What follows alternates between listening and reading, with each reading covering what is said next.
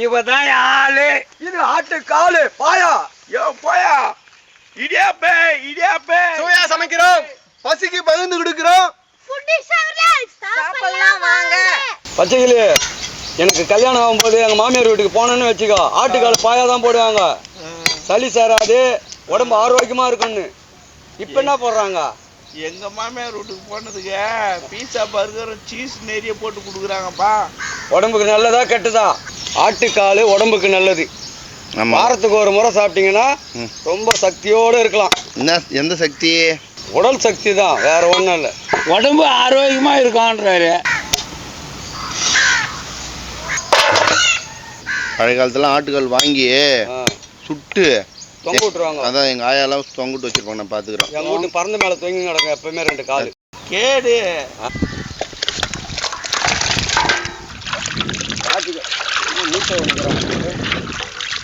இதே மாதிரி செஞ்சு சாப்பிட்டுங்க, உடம்பு நல்லா இருக்கும். சின்ன வெங்காயம் உடம்புக்கு குளிர்ச்சியான பொருள், ரத்தத்தை சுத்தப்படுத்தக்கூடிய ஒரு பொருள். ஆட்டுக்கால் பாயா பண்ணால் இந்த மாதிரி சின்ன வெங்காயத்தை அம்மியில் அரைக்கணும். இது முந்திரி பாதாம், இந்த ரெண்டுத்தையும் மிக்ஸ் பண்ணி ஐயா அந்த வயசுல உங்களுக்கு அது முந்திரி பாதாம் அப்படியே அதை பார்த்து உருகுறீங்க. முந்திரி பாதாம் அரைச்சி போட்டால் தான் ஆட்டுக்கால் பாயா டேஸ்ட்டாக இருக்கும். பாயாவுக்கு தண்ணி சூடு பண்ணிக்கலாம். கழுவி வச்சு வெள்ளை ஆட்டுக்கால் தண்ணியில போட்டுக்கலாம். தண்ணி சுட்டுருச்சு, தேவையான நல்லா உப்பு போட்டுக்கலாம்.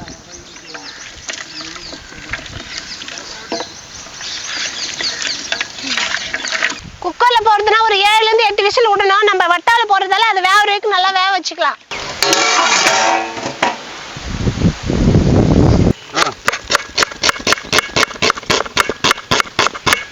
தேங்காய் உடச்சா ஏன் நேராக வர மாட்டேங்குது எல்லாம் சொல்கிறாங்க. கரெக்டாக அந்த கணுவில் அடிக்கணும். கணுவில் அடித்தா அந்த ரவுண்டுக்கு அப்படியே வரும். அவர் கத்தியில் தட்டினா நான் கல்லில் தட்டுறேன். கரெக்ட், பக்கா.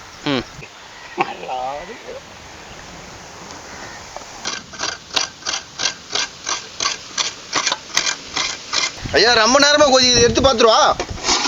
எடுத்து பார்த்துரு. நல்லா வெந்துடுச்சு ஆட்டுக்கால். இப்போ மறுபடியும் நம்ம பாயை ரெடி பண்ணும்போது இன்னும் கொஞ்சம் நல்லா பாயில் ஆகி கறியெலாம் தனியாக பிரிஞ்சு வந்துடும். நம்ம 20 ஆட்டுக்கால் வச்சு பாயை செய்ய போகிறோம். தேவையான அளவு எண்ணெய் 1/4 லிட்டரு. பட்டை 10 கிராம் போட்டுக்கலாம். அன்னாச்சி பூ ஒரு 4 போட்டுக்கலாம். பிரிஞ்சி இலை ஒரு 4 போட்டுக்கலாம். மராட்டி மூக்கு, கல்பாசி ஒரு 10 கிராம் போட்டுக்கலாம். 1 ஸ்பூன் சோம்பு போட்டுக்கலாம். ஒரு 5 ஏலக்காய், கிராம்பு ஒரு 5 கிராம் போட்டுக்கலாம்.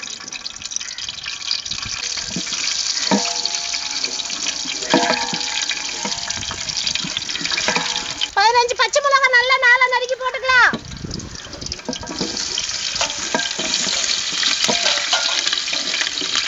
வெங்காயம் 1/2 கிலோ போட்டுக்கலாம்.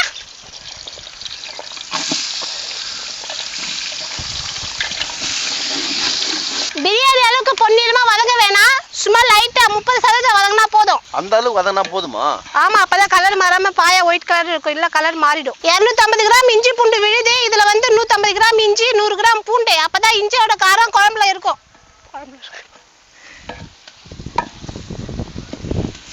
250 கிராம் சின்ன வெங்காயம் உரிச்சு அரைச்சு போட்டுக்கலாம்.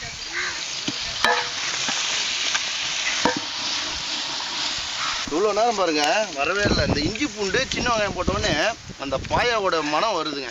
இன்னும் கால் போட்டால் எடுத்து சாப்பிட்டுலாம் பொழுது. அந்த ஒயிட் அப்படியே இருக்குது பாருங்க அவங்க சொன்னதால. இந்நேரம் ஒரு கிரே கலரு, இந்த ப்ரௌன் கலர் வந்திருக்கும். இஞ்சி பூண்டு பேஸ்ட் வெங்காய பேஸ்ட் நல்லா வதங்கிடுச்சு. வேக வச்சு ஆட்டுக்கால் போட்டுக்கலாம்.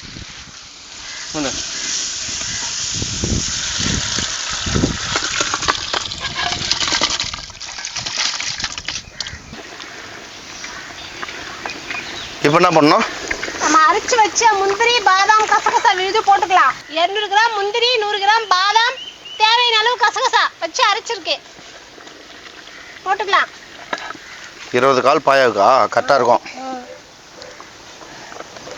இதுதான்பா ஒரு மனமா இருக்கும். இந்த மாதிரி தேங்காய் முந்திரி ஐயா இன்னும் ஒயிட் வருது பாருங்க இப்ப ஊற்றும் போதுதான் அதனோட மனமே தனியா இருக்கும். பாருங்க நல்லா ஒயிட் ஆயிடுச்சு பாயா. இன்னும் இதில் வேற தேங்காய் பால் ஊற்றணும். தேங்காய் பால் ஊற்றினா இன்னும் ஒயிட்டாக வந்துடும்ல. முன்ன பார்த்தீங்களா கொஞ்சம் தண்ணியாக இந்த போல் இருந்தது. இந்த முந்திரி எல்லாம் ஊற்றின உடனே கொஞ்சம் ஆமாம் திக்னஸ் ஆகி கிரேவி மாரி வந்துடுச்சு. இப்போ பாதாம் முந்திரியோட பச்சை வாசனை போற அளவுக்கு கொதிக்கிட்டோம். மூடி வச்சுக்கலாம் கொஞ்ச நேரம். செம்ம வாசனை வருது. கம கம கமன்னு முந்திரி பாதாம்லாம் சேர்த்த உடனே 20 ஆட்டுக்காலுக்கு 4 தேங்காய் பால் எடுத்துக்கலாம். ஊற்றிக்கலாம். கரெக்டாக இருக்கும். நல்லா ஒயிட்டாக வந்துடுச்சு இல்லைங்க. தேவையான அளவு உப்பு போட்டுக்கலாம். பாயா ரெடி ஆயிடுச்சு. மல்லி போட்டு இறக்கலாம். மல்லி எதுக்கு போகிறோம்? Flavour. Okay okay. Paya ready ஆயிடுச்சு. இறக்கலாம். 10 நிமிஷம். இடியப்பத்துக்கு சுடு தண்ணி ஊற்றி தான் எப்பவுமே கிளறணும். அப்போ தான் நல்லா சாஃப்டாக இருக்கும். படகு ஓட்டுற மாதிரி இருக்குதுங்க. நம்ம துடுப்பு வச்சு ஈத்துக்குன்னு லேலா ஐலசா ஏழை புல்ல ஐலசா ஏழு ஐலசா ஐலசா கை வலிக்குது ஐலசா சொல்லுவாங்க. இடியப்பம் நல்லா சாஃப்டாகுதுன்னு. அதோடைய பின்னாடி எவ்வளோ கஷ்டங்குதுன்னு பாருங்க. இடியாப்பம் மாவு ரெடி ஆயிடுச்சு. பிடிங்க பிடிங்க. எப்படிமா பிடிங்க சூர்யா ப்ரோ. எண்ணெய் தடுமா. இதுக்கு இது மேலே எண்ணெய் தடும். அப்போ தான் ஒட்டாது.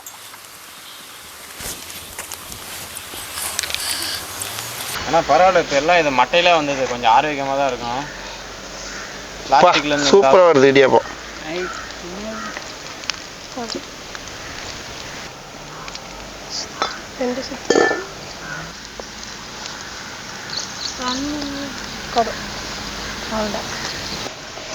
ஜாலியாக இது பழுகுதியா? இடியாப்பம் அதாவது நம்ம எங்க கண்ட இடத்துல வாங்கி சாப்பிட்றத விட இந்த மாதிரி செஞ்சு சாப்பிட்றது நல்லது. தண்ணி நல்லா கொதிச்சு இட்லி தட்டு வச்சு இடியாப்பம் வச்சுக்கலாம். விடு விடு கரெக்டாக இடியாப்பம் எடுத்துருவாங்க. ஆமாம் அந்த தட்டு எடுத்துனுவா. எட்டி வைமா. ரொம்ப நெருங்க வைக்கக்கூடாது. அதனால மேல் தட்டு வச்சு அது மேலே வைப்போம். ஏம்பா அங்கே சீக்கிரம் புழிங்க. அடுத்த தட்டுக்கு வேணும். இடியாப்பம் குண்டான மூடிக்கலாம்.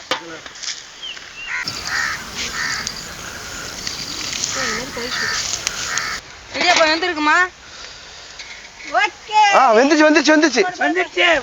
எடுங்க. சூப்பராக வந்து இருந்தா பிடிங்க. இந்தாம்மா.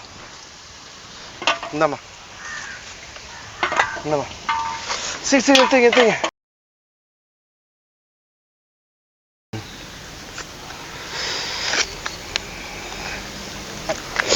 பா சுடுதே. ஐயோ.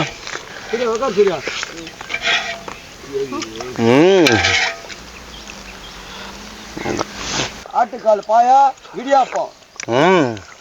சூப்பர்.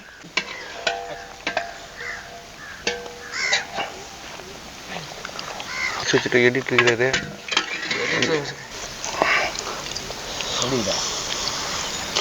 ஆட்டுக்கால் பாயானா பாயாதான்பா. இந்த ஆட்டுக்கால் பாயாக்கும் இடியாப்பம் நிஜமா நல்லது. செம்ம டேஸ்ட்டுங்க. அப்படியே வாயில வச்ச உடனே தள்ளுன்னு ஓடுது.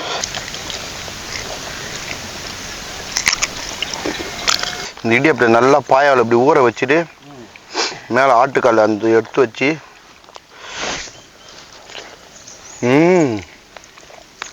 சாப்பிடும்போதே வேற லெவலு. இந்த பாயாவுக்கும் ஆட்டுக்காலுக்கும் அப்படியே வெண்ணெய் மாரி வாயில் வச்சு அப்படியே உள்ளே போகிறதே தெரியலங்க. வேற லெவலு. கடிச்சு சாப்பிடும்போது எப்படி இருக்கு தெரியுமா?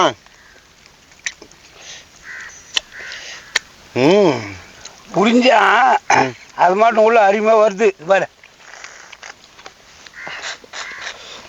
இடியாப்பம் ஆட்டுக்கால் பாயா பட்டாபட்டி குக்கிங்னா வேற லெவல்.